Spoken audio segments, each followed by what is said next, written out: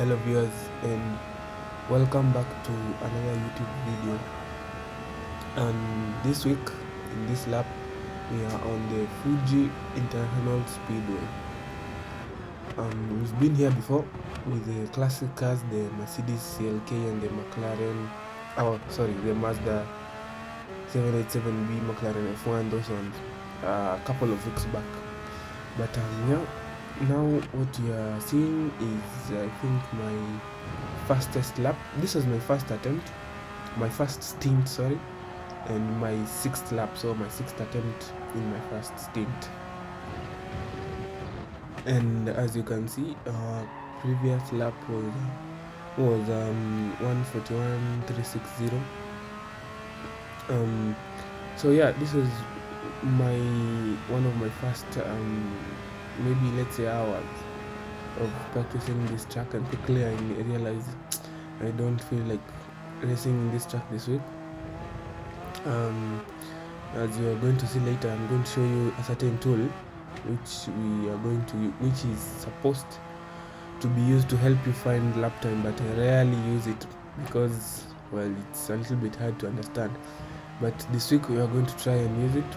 As you can see, we go a little bit too wide over there, and here we are not wide enough, so we make the corner a bit tighter for ourselves. But we are going to come across the line in a couple of seconds, and the time we're going to set is going to be, I think, under 4 seconds of the top times, which for your first stint is not that bad.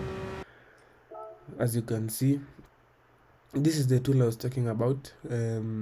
The fastest time, or the fastest Porsche that we chose to use as a reference was a 1:38.0, and we are doing a 1:41.3.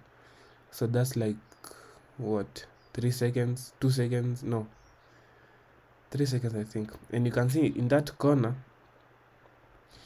the issue is on the brakes. Where you see the line where the zigzags, that means that I'm on the brake, but when it's straight I'm on the throttle. You can see I'm braking earlier and I'm not trail braking enough. The yellow car is the fastest and I'm the blue car, and you're going to see even my line is not as optimal as his, and you can see braking around the same time, but I'm not trail braking enough. It's trail braking all the way to the apex, but I'm not taking off the brakes earlier. And that's essentially where our issue has been since we started racing. Part of it is because of the Logitech G29. You can see there, you can see how much braking keeps on going through the apex, up to the apex of the corner. And you can see that we are not wide enough through that corner, make it tight for ourselves. But yeah, the Logitech G29 is very hard to trail brake properly, and that's the issue. But it's been something that has been troubling us since we started. So you can see there completely, I wasn't even trying to be wide there, and we compromised on the exit.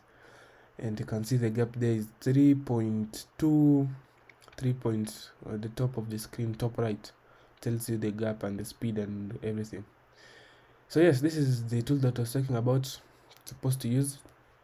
So we decided today, it's been a long time since we had fun. So we looked at this race, and you see there's no DR, no SR update. So meaning, doesn't matter what happens, you won't be affected. Your DR won't be affected, your SR won't be affected. DR is driver rating, SR is sportsmanship rating. So we decided we are going to have a bit of fun on special stage route X. And I don't know if you've seen the map outline, but it's an oval. It's an oval with super long straights. And the meta car on this circuit was the Pagani, but obviously it doesn't matter. The SR and DR are not being updated, so people are just picking cars that they like.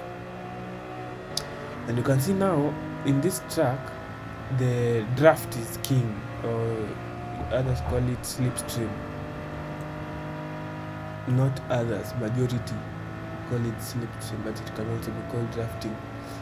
And when you're in P1, you are essentially compromised. So you have to be lucky and have a P2 who is willing to work with you. As you can see, this guy is pushing me forward. That's the strategy. You stay in a slipstream, and then towards the end you try now to get out of the slipstream and have like a slingshot effect to the straight line.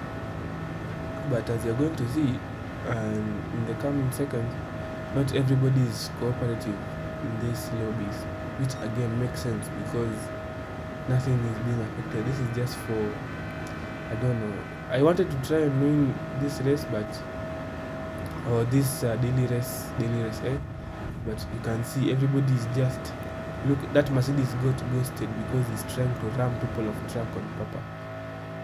Anyway, people are using Mercedes, Mazdas, Bugattis, and you can see how, look at the slipstream here. See, now there are 3 cars in front of me. Look at how much I'm gaining. I'm almost doing 450 kilometers per hour, 448. You can see now slingshot effect. Now that you're supposed to time it towards the end, and then now when you're not in the slipstream, you start losing time because now you are going against them. Nobody's punching a hole for you in front. But now here you're going to see how catastrophic one mistake can be to your race. So this guy, I don't know if I understeered towards him or he tried to go to the, I don't know what happened. I think I understeered a little bit,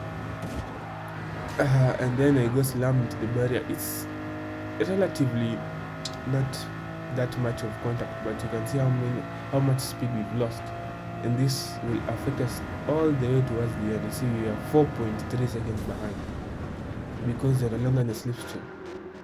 So it's ready to try again, but again you're going to see another instant of what, shenanigans. This one now was not my fault, and also this nitrous at the bottom, I didn't realize it the first time. But you can see now you're slipstreaming the Pagani. The nitrous, I think it only helps when you are accelerating. Towards the top speed it doesn't help much, but so you see we are working with him now. He rams that guy decided to take it out on me and spinning everywhere.